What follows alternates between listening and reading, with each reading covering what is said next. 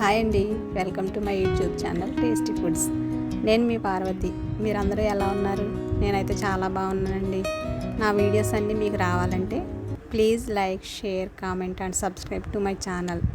ఈరోజు నేను బగారా రైస్ లేదా ప్లెయిన్ పులావ్ ఎలా చేయాలో చూపించబోతున్నానండి. ఈ బగారా రైస్ కర్రీ లేకపోయినా కూడా వట్టిదే చాలా టేస్టీగా ఉంటుంది. ఇది తక్కువ టైంలో కూడా అయిపోతుందండి.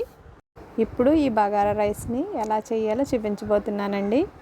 ముందుగా మంచి క్వాలిటీ బాస్మతి రైస్ తీసుకోవాలి. నేను 3/4 కేజీ బాస్మతి రైస్ తీసుకున్నాను. నాకు 3.5 గ్లాసుల వరకు రైస్ వచ్చాయి. ఈ రైస్ని 2 సార్లు కడిగి 1 గంట ముందు నానబెట్టుకోవాలి. తర్వాత నేను చూపిస్తున్న హోల్ గరం మసాలా 3.5 గ్లాసుల రైస్కి సరిపోతుంది. ఇప్పుడు ఈ మసాలా మొత్తం ఒక గిన్నెలో వేసి అందులో మసాలా దినుసులు ములిగే వరకు వేడి నీళ్ళు వేసుకొని 5 నిమిషాలు నాననివ్వాలి. తర్వాత స్టవ్ ఆన్ చేసి దలసరిగా ఉన్న గిన్నె పెట్టి అందులో 2 స్పూన్ల నూనె, 2 స్పూన్ల నెయ్యి వేసి కొంచెం వేడయ్యాక నానబెట్టిన మసాలా దినుసులు వేసి 2 నిమిషాలు వేయించుకోవాలి. ఇప్పుడు అందులో 2 మీడియం సైజు ఉల్లిపాయలని ముక్కలుగా కట్ చేసి వేసుకొని ఫ్రై చేసుకోవాలి. ఉల్లిపాయలు లైట్ గోల్డ్ కలర్ వచ్చిన తర్వాత 2 స్పూన్ల అల్లం వెల్లుల్లి పేస్ట్ వేసి కలిపి మసాలా నానబెట్టిన వాటర్ కూడా ఉన్నాయి కదా, అవి కూడా వేసుకొని బాగా కలిపి అల్లం వెల్లుల్లి పేస్ట్ పచ్చివాసన పోయే వరకు వేయించుకోవాలి.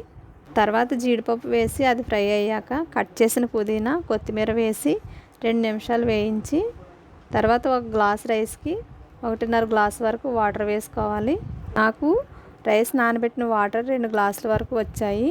3 గ్లాసుల వరకు నార్మల్ వాటర్ తీసుకొని మొత్తం 5 గ్లాసుల వరకు వాటర్ వేసుకున్నానండి. రైస్ నానబెట్టిన వాటర్ వేయడం వలన ఫ్లేవర్ చాలా బాగుంటుంది.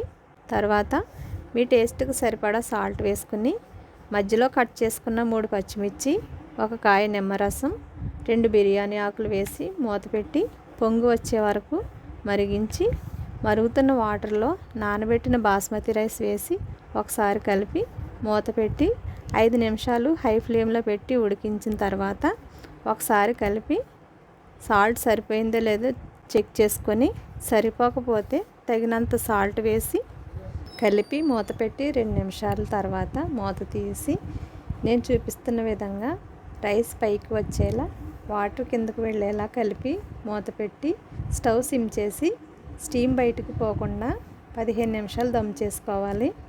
దమ్ చేసుకున్నప్పుడు గిన్నె మీద బరువు పెట్టుకుంటే స్టీమ్ బయటకు పోకుండా చక్కగా కుక్ అవుతుంది.